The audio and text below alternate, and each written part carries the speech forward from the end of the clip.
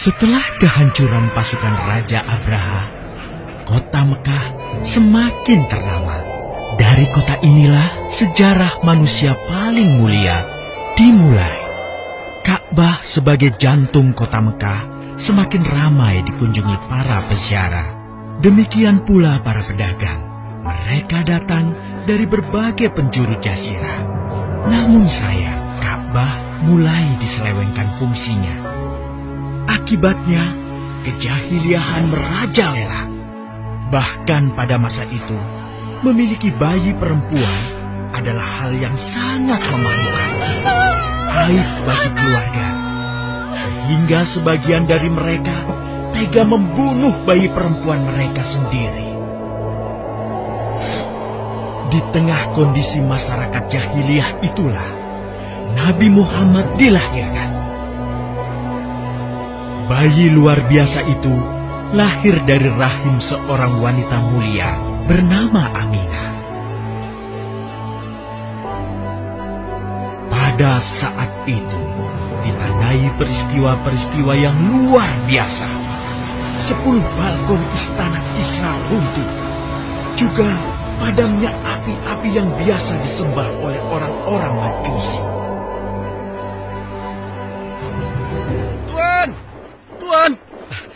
Tuan Abdul Muthalib, ada kabar gembira. Kabar gembira? Kabar gembira? Kabar gembira apa? Tuan, cucu Anda telah lahir. Benarkah? Laki-laki atau perempuan? Laki-laki, Tuan. Subhanallah, Alhamdulillah, Allahu Akbar. Kalau begitu aku ingin segera melihatnya. Mari, Tuan. Setelah mendengar itu, Abdul Muthalib bergegas menuju ke rumah Aminah.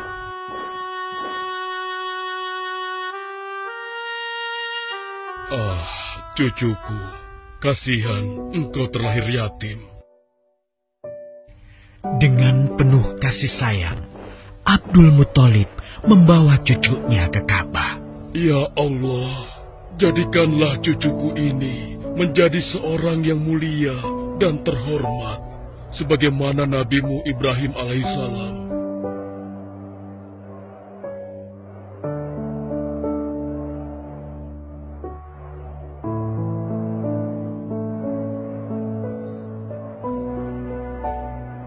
Siapa namanya, Ayah? Muhammad. Muhammad? Iya, aku akan menamainya Muhammad. Artinya yang terpuji. Kehadiran Muhammad kecil sungguh memberi kebahagiaan. Tidak hanya bagi keluarga Bani Hashim, bahkan seluruh kabilah suku Quraisy menyambutnya dengan sukacita. Kemudian Abdul Muthalib mencarikan ibu susu bagi Muhammad kecil. Kita sudah berhari-hari mencari anak susuan, yang dari situ kita akan mendapatkan imbalan yang cukup. Namun hingga saat ini, belum juga kita dapatkan. Ya, istriku, aku mengerti. Apa kita terima saja bayi yatim itu? Muhammad maksudmu? Iya, cucu dari Abdul Muthalib. Kasihan dia. Hampir semua teman-teman dari rombongan kita tidak ada yang mau menyusuinya. Karena tidak ada harapan untuk mendapatkan imbalannya dari ayah bayi itu. Betul juga engkau, istriku. Kasihan anak itu. Aku mendukungmu jika engkau susui dia. Mudah-mudahan Allah memberikan keberkahan bagi kita. Halimah segera mendatangi Abdul Muthalib. Dia bersedia untuk menjadi ibu susu dan pengasuh bagi Muhammad kecil. Betapa gembira Abdul Muthalib mendengarnya. Halimah dari Bani Sa'ad itu akhirnya dipercaya Abdul Muthalib untuk mengasuh cucunya 2 tahun lamanya. Ayo istriku, kita berangkat sekarang. Sebentar lagi suamiku. Insya Allah kita berangkat sampai anak ini kenyang. Kalau begitu, aku lanjutkan berkemas-kemas dahulu. Hah? Ada apa, suamiku? Lihat, unta dan keledai kita. Mereka demikian sehat, tidak seperti sebelumnya. Subhanallah. Betul, suamiku. Tidak seperti kemarin. Demi Allah, kau tidak salah memilih istriku. Kau telah mengambil anak yang dipenuhi dengan barokah. Allah melimpahkan keberkahan atas Halimah dan suaminya. Mereka pulang ke kampung Bani Sa'ad dengan penuh rasa syukur. 2 tahun berlalu sudah. Tugas Halimatus Sa'diyah sesungguhnya telah usai. Saatnya Muhammad kecil harus dikembalikan kepada ibunya. Terima kasih Halimah. Engkau telah merawat anakku dengan baik selama 2 tahun. Tidak ada yang bisa kuberikan, kecuali aku berdoa. Semoga Allah memberkahi engkau dan keluargamu. Amin. Saya juga bersyukur diberikan kepercayaan dan kesempatan merawat anakmu, wahai Ibu Aminah. Namun, begini Bu, mohon maaf. Kalau boleh, izinkan aku merawat Muhammad lebih lama lagi. Aku masih sangat sayang padanya. Baiklah, kalau begitu aku setuju dengan usulmu. Bawa dan rawatlah Muhammad sebagaimana dia anakmu sendiri. Terima kasih, Ibu. Terima kasih. Begitulah, Muhammad kecil kembali ke tengah-tengah Bani Sa'ad. Ia tumbuh menjadi anak yang memiliki banyak teman karena kemuliaan akhlaknya. Tatkala berusia sekitar 4 tahun, terjadilah suatu peristiwa. Muhammad, Bu! Muhammad! Muhammad? Kenapa Muhammad? Muhammad dibawa orang. Hah? Dibawa orang? Diculik? Coba ceritakan. Ketika kami tengah bermain, tiba-tiba ada orang dewasa datang. Dia langsung membawa pergi Muhammad dan membunuhnya. Hah? Membunuhnya? Ya Allah, di mana? Di mana? Antarkan ibu ke sana. Dengan perasaan cemas, Halimah bergegas menuju tempat itu. Dan dilihatnya, Muhammad kecil tengah terduduk. Muhammad, apa yang terjadi denganmu? Dengan sangat tenang dan jelas, Muhammad kecil menceritakan apa yang telah terjadi. Bahwa seseorang telah membelah dadanya, mengambil hatinya, kemudian mencucinya dan mengembalikannya lagi ke tempatnya semula. Maka sesungguhnya yang datang itu adalah malaikat Jibril. Dia ditugaskan Allah untuk mencuci hati Rasulullah sehingga bersih dari segala kecenderungan setan. Subhanallah, sungguh anak ini bukanlah anak sembarangan. Sebaiknya aku kembalikan saja kepada ibunya. Peristiwa itu membuat Halimah sangat khawatir. Maka bergegaslah Halimah mengembalikan Muhammad kecil kepada ibunya. Menginjak usia yang ke-6 tahun, Muhammad kecil diajak ibunya untuk berziarah ke makam ayahnya, Abdullah di Yathrib. Dalam perjalanan pulang kembali ke kota Mekah, Aminah pun jatuh sakit. Dari hari ke hari, tubuhnya semakin melemah. Hingga di sebuah kota bernama Abwa, letaknya antara Mekah dan Yathrib, Aminah meninggal di sana. Dan Muhammad kecil pun menjadi seorang anak yatim piatu.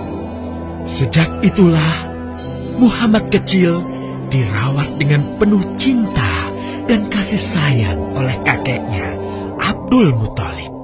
Muhammad, sudah berhentilah memerah susunya. Insya Allah, sudah cukup untuk persediaan kita hari ini. Beristirahatlah sejenak. Makanlah agar kau tetap sehat.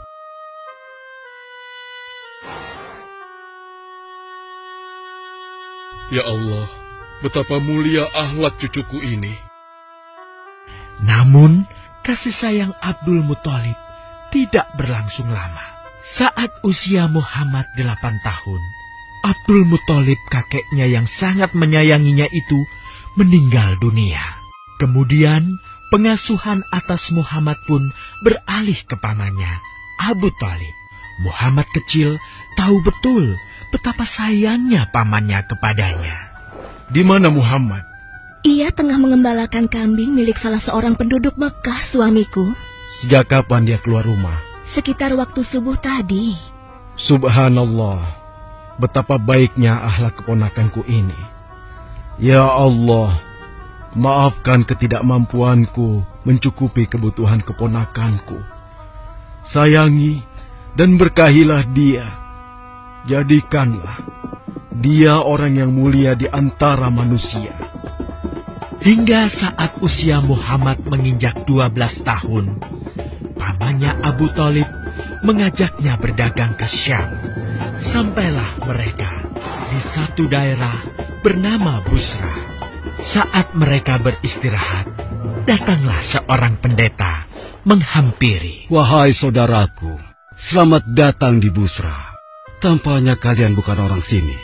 Dari manakah kalian berasal? Terima kasih saudaraku. Kami datang dari Mekah. Lalu, siapakah gerangan anak ini? Ini adalah keponakanku. Muhammad namanya. Apakah engkau bertanggung jawab atasnya, Tuan? Ya. Kemana ayahnya? Ayahnya sudah meninggal sejak ia masih dalam kandungan. Oh, apakah kini dia yatim piatu? Benar. Aku sungguh beruntung bertemu dengannya. Beruntung? Beruntung apa? Sungguh, keponakanmu ini adalah orang yang sangat istimewa. Oh ya? Ya, dia adalah seorang nabi, seorang utusan Allah. Bagaimana kau tahu hal itu? Aku tahu karena aku seorang pendeta. Dan berita kedatangan dia sebagai seorang utusan Allah sudah disampaikan di dalam Injil. Bahkan aku pun bisa mengetahuinya dari cincin kenabian yang berada di bagian bawah tulang rawan bahunya yang menyerupai buah apel sebagai tanda kenabiannya. Begitulah pendeta bernama Bahira menyampaikan kepada Abu Thalib perihal kenabian Muhammad.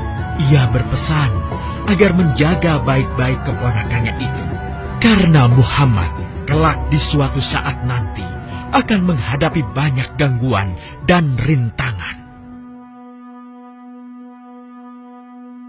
Istriku, Muhammad sudah berusia 25 tahun. Aku pikir sudah saatnya dia untuk menikah. Betul, suamiku. Namun, dengan siapakah dia akan kita jodohkan? Kemarin Khadijah mengirimkan utusannya dan menyatakan keinginan Khadijah untuk menjadikan Muhammad sebagai suaminya. Hah? Khadijah? Khadijah yang mulia itu? Betul, istriku. Khadijah yang selama ini mempercayakan barang perniagaannya kepada Muhammad. Kenapa dia memilih Muhammad? Ya, Khadijah mengagumi kejujuran dan kebaikan akhlak Muhammad. Menurutmu sendiri bagaimana? Aku pikir Khadijah adalah wanita terbaik bagi Muhammad. Kita akan melamarnya.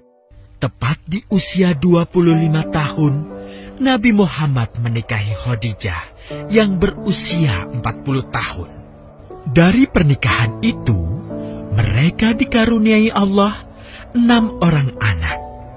2 laki-laki adalah Al-Qasim dan Abdullah. Sedangkan putrinya adalah Zainab, Ruqayyah, Ummu Kulsum, dan Fatimah. Namun, kedua putranya itu telah meninggal semenjak mereka kecil. Suatu ketika, terjadilah banjir besar di kota Mekah. Kabilah-kabilah di kota Mekah pun bergotong royong membangun kembali Ka'bah. Setelah pembangunannya selesai, terjadilah perselisihan antara pemuka kabilah tentang siapakah yang paling pantas meletakkan Hajar Aswad di Ka'bah. Abu Thalib, apa yang harus kita lakukan? Kita sudah bicarakan hal ini selama 5 hari, namun tidak ada titik temu. Aku khawatir akan terjadi pertumpahan darah. Sudah, begini saja. Kita sepakati bahwa masalah ini kita serahkan kepada takdir terbaik. Lihat pintu masuk Ka'bah itu. Siapapun yang pertama kali akan melewati pintu itu, dan siapapun dia, kita tidak boleh menolaknya. Setuju? Aku juga setuju. Baiklah, aku setuju. Aku juga setuju. Baiklah, kita perhatikan bersama. Tidak lama setelah kesepakatan itu, atas izin Allah, Nabi Muhammad menjadi orang pertama yang memasuki pintu menuju Ka'bah. Alhamdulillah, segala puji bagi Allah. Ternyata Muhammad, dan memang dia adalah orang yang tidak pernah kita temui ada celah. Betul? Betul. Betul. Ya, betul. Nabi Muhammad pun menerima kepercayaan itu. Dengan kebijaksanaannya, Nabi Muhammad meminta sehelai kain, lalu meletakkan Hajar Aswad di atasnya. Nabi Muhammad mempersilahkan seluruh pemuka kabilah untuk memegang ujung-ujungnya dan mengangkatnya secara bersama-sama. Setelah sampai pada sudut Ka'bah, giliran Nabi Muhammad meletakkan Hajar Aswad di tempatnya semula. Terhindarlah perpecahan di kota Mekah. Meskipun demikian, kegelisahan masih terus menggelayuti hati Nabi Muhammad. Kejahiliahan ada di mana-mana. Kezaliman dan kemaksiatan terus berlangsung. Ia tak habis pikir. Nabi Muhammad mulai merenung dan menyendiri untuk menghindar dari perilaku jahiliyah. Nabi Muhammad memilih tempat di sebuah goa di atas bukit sekitar Mekah. Goa Hiro. Dari mulut goa itulah Nabi Muhammad bisa memandangi kota Mekah yang dicintainya dengan pandangan yang lebih luas. Hingga suatu ketika, sesuatu yang tidak pernah terbayangkan sebelumnya terjadi. Tiba-tiba, goa itu menjadi terang benderang. Kemanapun arah mata melihat, di sanalah cahaya itu ada. Itulah malaikat Jibril. Jibril berkata, "Bacalah." Dengan gemetar, Nabi Muhammad berkata, "Aku tidak bisa membaca." Malaikat Jibril lantas merangkul Nabi Muhammad SAW dengan kuat hingga nafas beliau sesak. Seraya berkata lagi, "Bacalah." Sampai akhirnya malaikat Jibril membantunya setelah merangkulnya dan menyuruhnya membaca hingga 3 kali. Kemudian malaikat Jibril membantunya membaca. "Bacalah dengan menyebut nama Tuhanmu yang menciptakan. Dia telah menciptakan manusia dari segumpal darah. Bacalah, dan Tuhanmu lah yang paling pemurah, yang mengajarkan manusia dengan perantaraan Al-Qalam. Dia mengajarkan kepada manusia apa yang tidak diketahuinya." Kalimat suci telah terucap. Resmilah sudah. Dari dalam Goa Hiro, Allah mengangkat Nabi Muhammad SAW sebagai penuntun dari kegelapan menuju cahaya, dari keburukan menjadi kebaikan, dan dari kesengsaraan menuju ke keselamatan.